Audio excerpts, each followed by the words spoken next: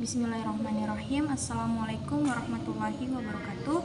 Perkenalkan, nama saya Septiana Beusain dengan NIM 2214-22039 dan rekan saya Cynthia Ungguli dengan NIM 2214-22049. Jadi di sini kami akan mempresentasikan hasil makalah kami tentang mega kompetisi di era globalisasi. Yang pertama, mega kompetisi. Dewasa ini kita disibukkan dengan persiapan memasuki milenium ketiga, yaitu suatu fase baru di dalam kehidupan manusia. Menghadapi kehidupan abad 21, manusia dibawa kepada suatu kesadaran global, yaitu bahwa dunia ini merupakan suatu dunia terbuka tanpa batas. Baik, saya akan melanjutkan materi dari Ana Hussein. Pada abad ke-21 tidak ada tempat tanpa kompetisi. Kompetisi telah dan akan merupakan prinsip hidup yang baru karena dunia terbuka dan bersaing untuk melaksanakan sesuatu yang lebih baik di sisi lain masyarakat. Mega kompetisi merupakan suatu dorongan untuk meningkatkan kualitas kehidupan manusia, kualitas barang dan jasa. Dengan kualitas tersebut, orang saling bersaing satu dengan yang lain. Ada satu tapi setengah mati tahu limar dengan visi masa depan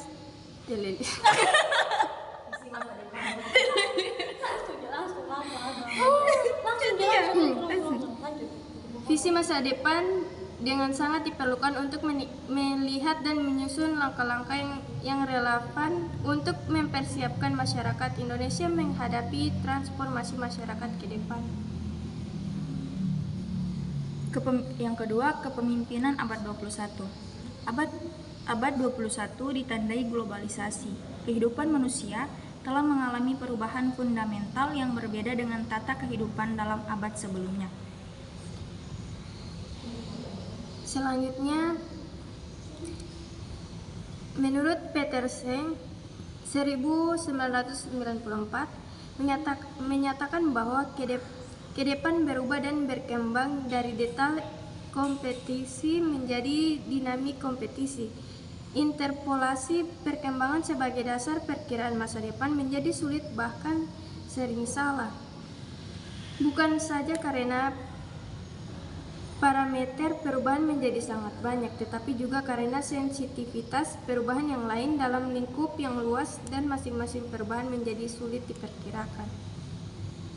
Selanjutnya, menurut Cowdery tahun 2000, manajemen pada abad 21 akan tergantung pada faktor kepemimpinan, proses, dan organisasi. Seseorang pemimpin di abad 21 harus memiliki yang pertama, kemampuan untuk membangun impian seperti dilakukan para entrepreneurs. Yang kedua, kemampuan mengembangkan peopleistic communication atau menggunakan komunikasi dan memberikan inspirasi kepada setiap orang dalam organisasi untuk meyakini mimpinya. Yang ketiga, kemampuan mengembangkan emotion and belief, multi-skill dan memiliki next mentality.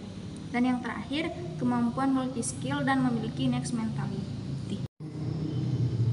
Pada abad ke-21 tidak ada tempat tanpa kompetisi. Kompetisi telah dan akan merupakan prinsip hidup yang baru karena dunia terbuka bersaing untuk melaksanakan sesuatu yang lebih baik di sisi lain masyarakat. Mega kompetisi merupakan suatu dorongan untuk meningkatkan kualitas kehidupan manusia, kualitas barang dan jasa. Dengan kualitas tersebut, orang saling bersaing satu sama dengan yang lain. Visi masa depan sangat diperlukan untuk melihat dan menyusun langkah-langkah yang relevan untuk mempersiapkan masyarakat Indonesia menghadapi transformasi masyarakat ke depan. Yang kedua, kepemimpinan abad 21. Abad 21 ditandai globalisasi. Kehidupan manusia telah mengalami perubahan fundamental yang berbeda dengan tata kehidupan dalam abad sebelumnya. Menurut Petersen, tahun 1994 menyatakan bahwa ke depan berubah dan berkembang dari detail kompetisi menjadi dinamika kompetisi. Interpolasi perkembangan sebagai dasar perkiraan masa depan menjadi sulit bahkan sering salah. Bukan saja karena parameter perubahan menjadi sangat baik, tetapi juga karena sensitivitas perubahan yang lain dalam lingkup yang luas dan masing-masing perubahan menjadi sulit diperkirakan. Selanjutnya, menurut Cowdery tahun 2000, manajemen pada abad 21 akan tergantung pada faktor kepemimpinan, proses, dan organisasi. Seseorang pemimpin di abad 21 harus memiliki yang pertama, kemampuan untuk membangun impian seperti dilakukan para entrepreneurs. Yang kedua, kepemimpinan mengembangkan peopleistic communication atau menggunakan komunikasi dan memberikan inspirasi kepada setiap orang dalam organisasi untuk meyakini mimpinya. Yang ketiga, kemampuan mengembangkan emotion and belief, multi-skill dan memiliki next mentality. Dan yang terakhir, kemampuan multi-skill dan memiliki next mentality. Selanjutnya, contoh kasus mega kompetisi. Yang pertama di Jepang, terjadinya kemajuan besar globalisasi dalam suatu dekade terakhir yang secara implisit dan eksplisit mendapatkan perusahaan-perusahaan lokal di Jepang mengalami penurunan kemampuan untuk mempengaruhi harga domestik. Selanjutnya, yang kedua di Indonesia. Ketika kita memiliki sejumlah uang yang akan kita gunakan untuk membeli sebuah telepon genggam yang baru, pasti kita akan merasa bingung telepon genggam yang mana yang kita akan beli. Berbagai merek dengan fitur yang lengkap telah tersedia.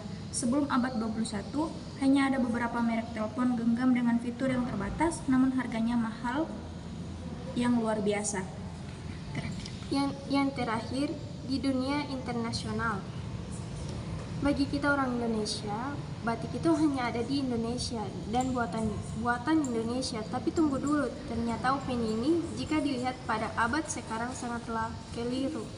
Semenjak batik diminati banyak orang, di dunia banyak jenis batik yang bermunculan.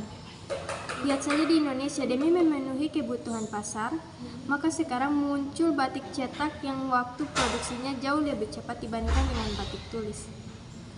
Sekian dari kami, mohon maaf jika ada salah kata. Lebih dan kurangnya kami mohon maaf.